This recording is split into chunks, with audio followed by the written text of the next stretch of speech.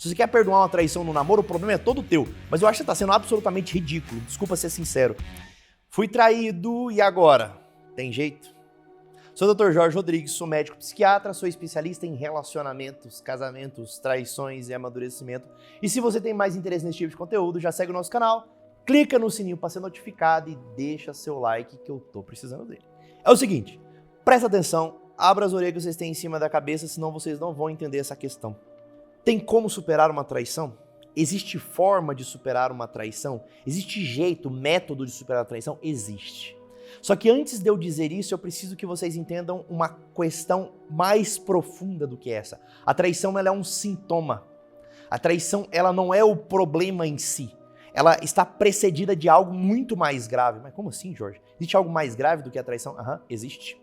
Existe aquilo que alimentou e proporcionou a possibilidade da traição, que é uma doença da alma, chamada egoísmo.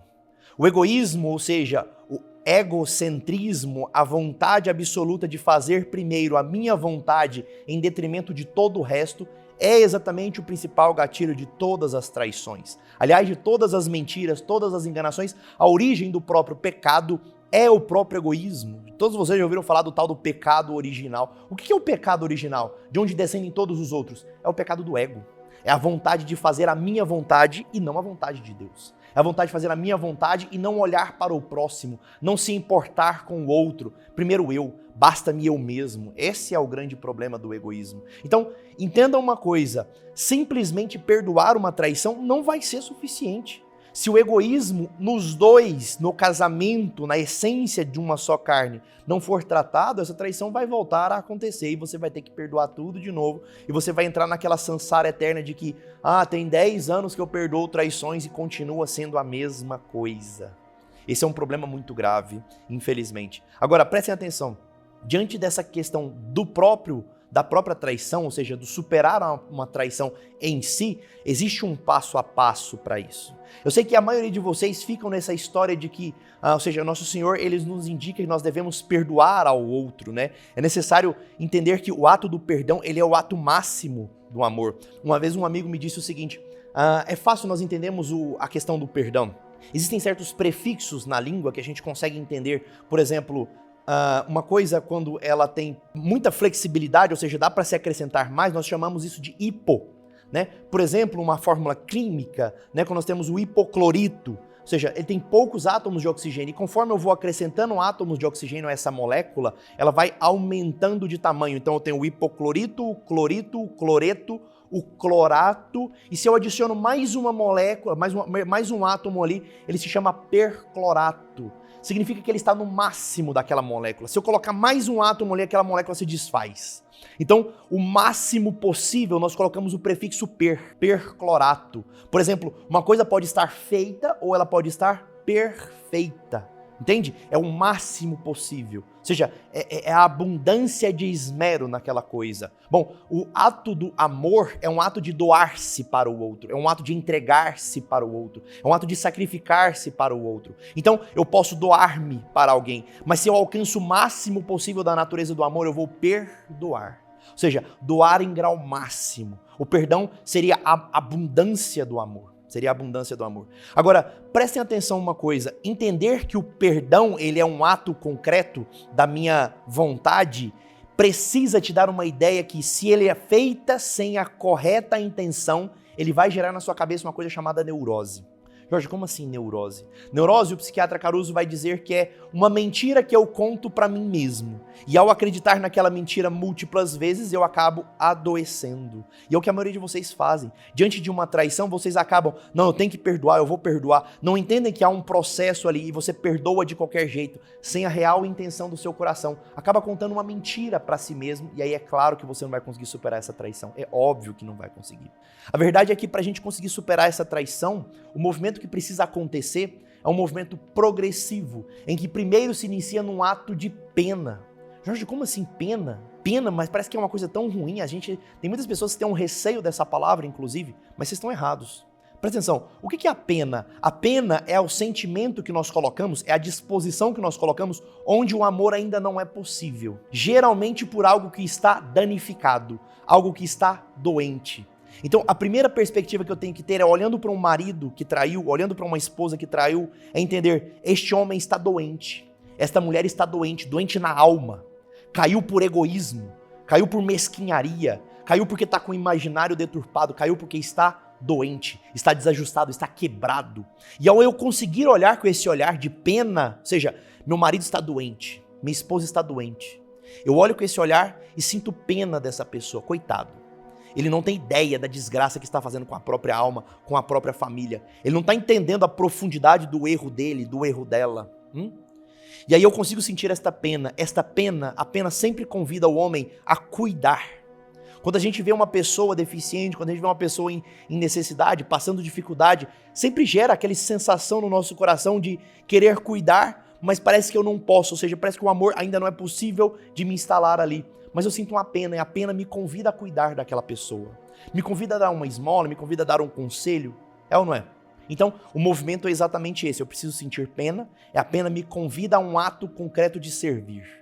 Ou seja, eu preciso cuidar desse homem desgraçado. Nossa, Jorge, mas ele que me traiu. Eu sei disso. É exatamente por isso que não é minimamente possível falar sobre restauração matrimonial. Matrimonial, ok? Eu não estou falando de namorico, não. Eu não estou falando de noivado, não. Pelo amor de Deus, não sejam ingênuos. Eu estou falando de casamento, tá bom? Eu estou falando de casamento. Existe perdão de traição em casamento. Se você quer perdoar uma traição no namoro, o problema é todo teu. Mas eu acho que você está sendo absolutamente ridículo. Desculpa ser sincero, mas na minha cabeça não faz sentido.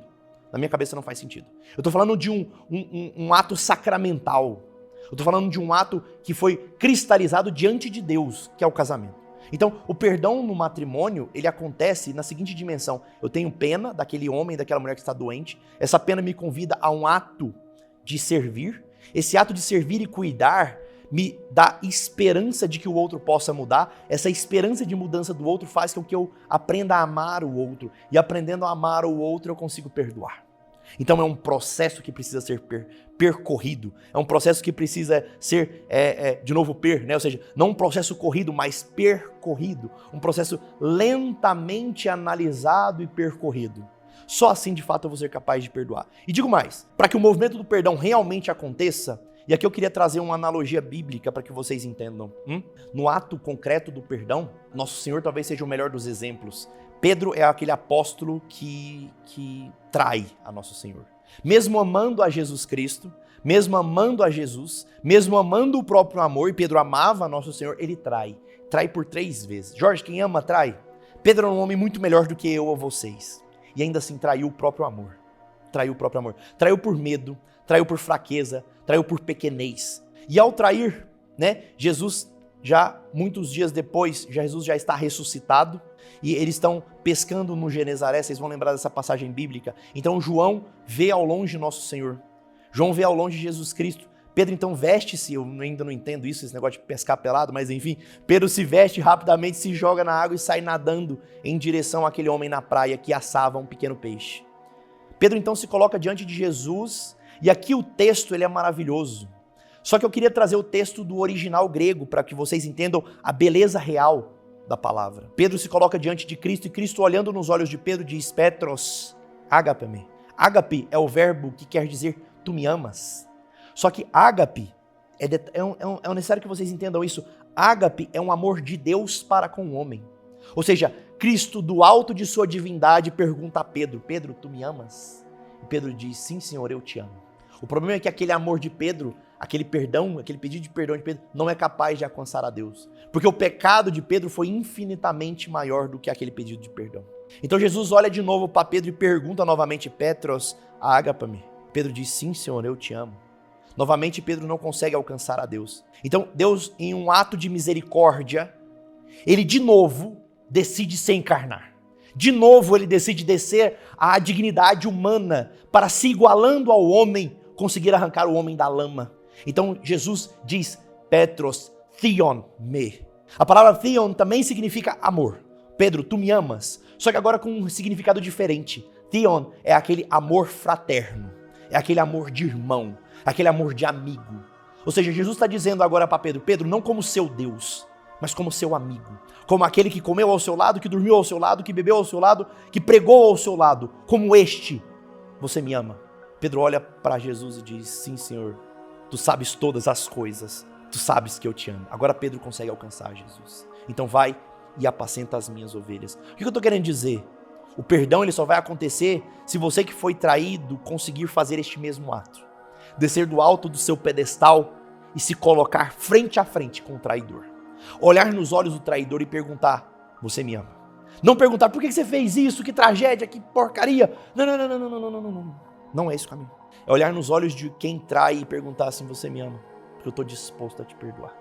Você me ama mesmo? Porque é isso que eu quero. É descer do alto do seu pedestal de grandiosidade que eu não erro, não fui eu que pequei, não fui eu que traí. Só se você conseguir se dispor a quebrar o próprio ego, o próprio orgulho, descer do alto do seu pedestal, se colocar diante do outro e dizer, tu me amas.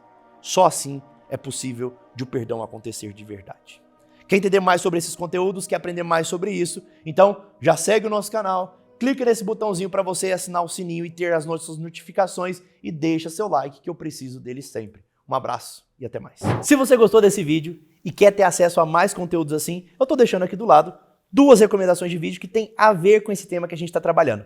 Clica lá e continua por aqui. Até mais.